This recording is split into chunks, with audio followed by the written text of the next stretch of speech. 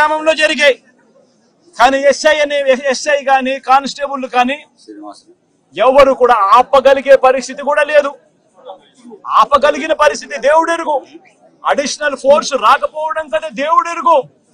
చివరికి వీళ్ళు హత్య చేసిన తర్వాత 12:59 ఆ ఫోన్ చేసిన 9:30కు ఫోన్ చేసిన ఎస్ఐ వచ్చినాడు. ఎస్ఐ ఊరికి వస్తే ఎస్ఐ నారపరెడ్డిని నువ్వు పోలీస్ స్టేషన్కి వెళ్ళిపో అని చెప్పి ఎస్ఐ చెప్తే నారపరెడ్డి పోలీస్ స్టేషన్ లో ఉండి 12:59 అంటే 1 గంటకు జరిగిన ఘటన తెలుసుకొని పోలీస్ స్టేషన్ నుంచి నారపరెడ్డి ఎస్పీకి ఫోన్ చేస్తాడు.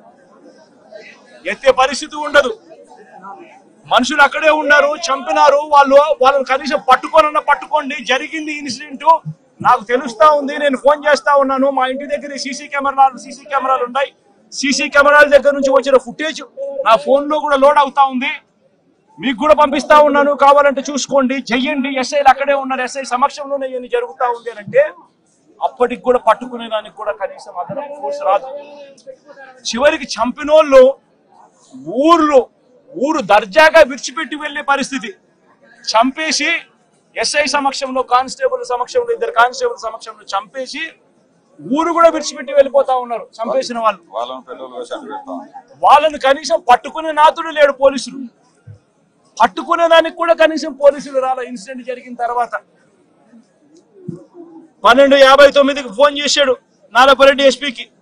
మళ్ళీ రాత్రి 1:08 మళ్ళీ ఫోన్ చేశాడు నారపరెడ్డి ఎస్పీకి.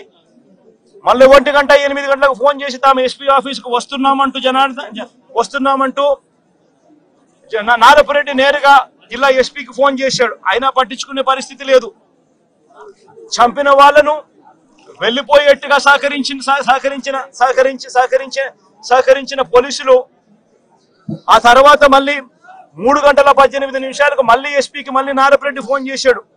హంతకుల ముఠాలో ఒక వ్యక్తిని అతి కష్టం మీద మేము పట్టుకోగలిగినాము. ఆ పట్టుకున్న వ్యక్తిని మీ దగ్గరికి తీసుకొని వస్తాము, మీకు సరెండర్ చేస్తున్నాము, ఆ మనిషిని తీసుకోండి, మీరు అరెస్ట్ చేసి మిగతా వాళ్ళని కూడా పట్టుకునే కార్యక్రమం చేయండి అని 3:18 ఆయన ఫోన్ చేస్తాడు. మీ దగ్గరకు ఆఫీస్కి వచ్చినాము, ఆఫీస్ బయటనే మేము ఉన్నాము, దయచేసి మీరు రండి అని చెప్పి ఎస్పీకి చెప్తాడు. చివరికి ఎస్పీ రాత్రి 3:20 నారపరెడ్డికి ఫోన్ చేసి మీరు పట్టుకున్న రమణ అనే వ్యక్తిని నంద్యాల 3 టౌన్ పోలీస్ స్టేషన్ లో అప్పగించాలని చెప్తాడు ఎస్పీ. తర్వాత కొందరు పోలీసులు వచ్చి రమణను ఎస్పీ ఆఫీసులోకి తీసుకుపోయారు.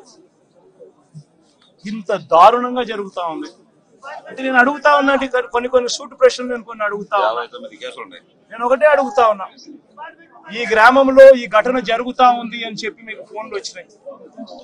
ఫోన్లు వచ్చిన తర్వాత ఎస్ఐ వచ్చినాడు, కానిస్టేబుల్ సమక్షంలో జరుగుతా ఉన్న విషయాలు చూశాడు. చూసిన తర్వాత కూడా ఎందుకు అడిషనల్ ఫోర్స్ ఈ గ్రామానికి రాలేదు? నా మొట్టమొదటి ప్రశ్న, ఎందుకు రాలేదు? తర్వాత ఎస్ఐ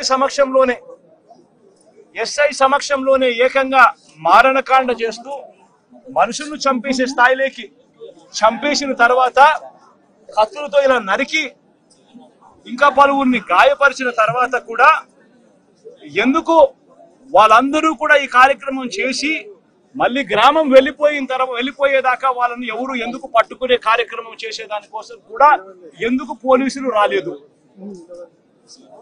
నేను అడుగుతా ఉన్నా ఈ ప్రశ్నలన్నిటికీ. ఎవరు ప్రోద్బలం ఉంది? ఎవరు ఈ పోలీసులను ఆడిస్తా ఉన్నారు? ఏకంగా ఎస్పీ, ఏకంగా సిఐ, ఏకంగా డిఎస్పీలు ఏ ఒక్కరు కూడా అడిషనల్ ఫోర్స్ ను పంపించుకోకుండా పగడ్బందీ ప్లాన్ ప్రకారం మనుషులను చంపేసిన వాళ్ళు ఊర్లు కూడా విడిచిపెట్టి వెళ్ళిపోయే పరిస్థితి క్రియేట్ చేసి అప్పటికి కూడా ఫోర్స్ రాకోకుండా కూడా వీళ్ళు ఆపగలిగినారు అని అంటే ఏ స్థాయిలో కుట్ర జరుగుతా ఉంది అన్నది, ఏ స్థాయిలో రాజకీయ నాయకులు, పోలీసులు, ఏ స్థాయిలో వీళ్ళందరూ కూడా కూడబలుకొని భయానక వాతావరణం క్రియేట్ చేస్తా ఉన్నారు అని చెప్పడానికి ఇది ఒక నిదర్శనం కాదా అని అడుగుతా ఉన్నా. నిజంగా లా అండ్ ఆర్డర్ ఉందా అని అడుగుతా ఉన్నా. ఈ రాష్ట్రంలో ఈ ఒక ఘటనే కాదు, ఈ రాష్ట్రంలో జరుగుతా ఉన్న ప్రతి ఘటన ఇదే మాదిరిగా ఉంది. మనం వినుకొండకు నేను వెళ్ళా, నడి రోడ్డు మీద రఫీ అనే పిల్లోడిని నడి రోడ్డు మీద నరికారు. నడి రోడ్డు మీద రఫీ అనే పిల్లలు నరికారు. ఇలాంటి ఘటనలన్నీ కూడా రాష్ట్రంలో చాలా జరిగాయి. దాదాపుగా 30కి పైగా ఇదే శ్రీశైలం కాన్స్టిట్యున్సీలో ఇంకొక రైల్వే స్టేషన్. ఈయన పేరు సుబ్బరాయుడే. పేరు దాసు. వాళ్ళ పిల్లలు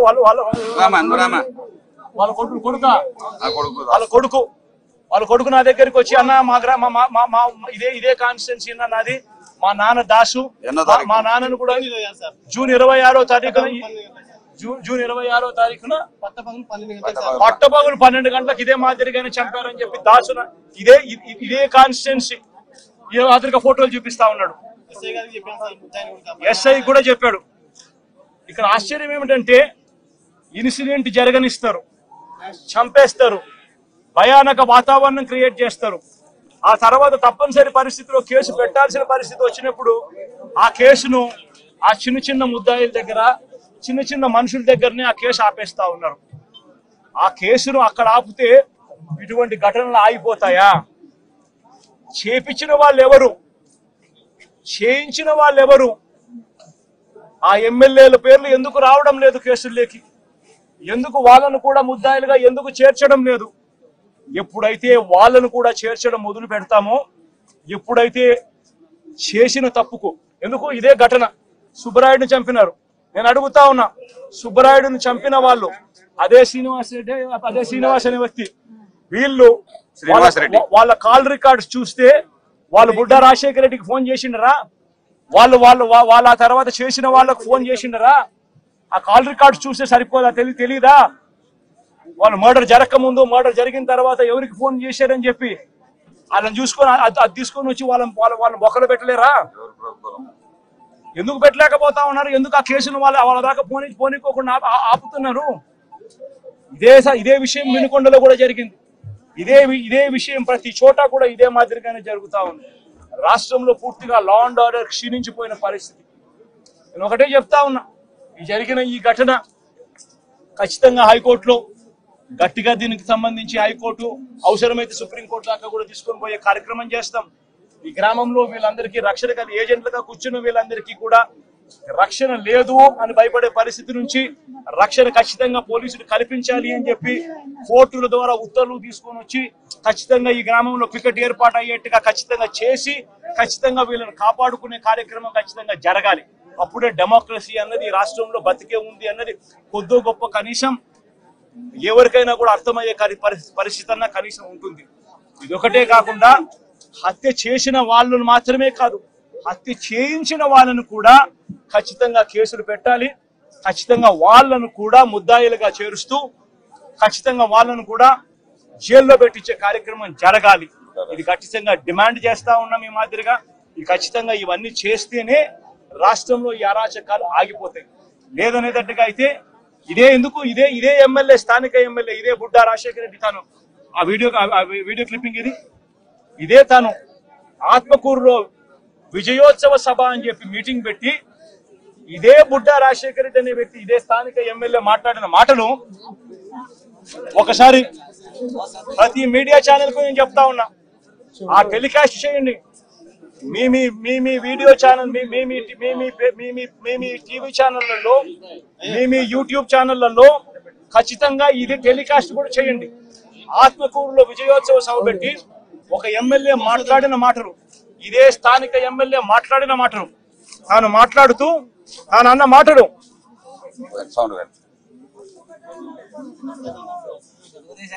మోసం దేశం పంచబిల్లలు ఇచ్చి అందరిని చంపమని పంపించారు.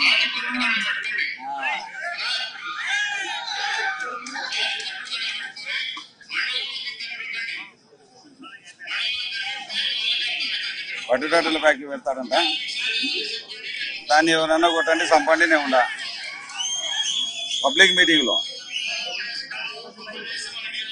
పైకి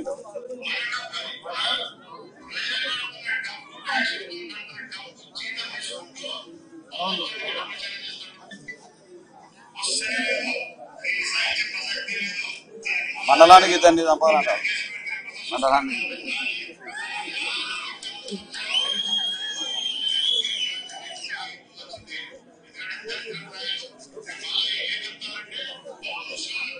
నేను అడుగుతా ఉన్నా, ఇది సోషల్ మీడియాలో ఉంది, ఇది వైరల్ అవుతా ఉంది. ఎందుకు? ఆ మనిషి మాట్లాడిన మాటలేంటి? మండలానికి మీరు ఇద్దరిని చంపండి, నేను ఉంటాను, నేను పోలీసుని నేను చూసుకుంటాను అంటాడు. మీరు దాడులు చేయండి, మీరు దాడులు చేయండి, మీరు చంపండి, పోలీసులు నేను చూసుకుంటాను, కేసులు నేను చూసుకుంటాను అని చెప్తా ఉన్నాడు.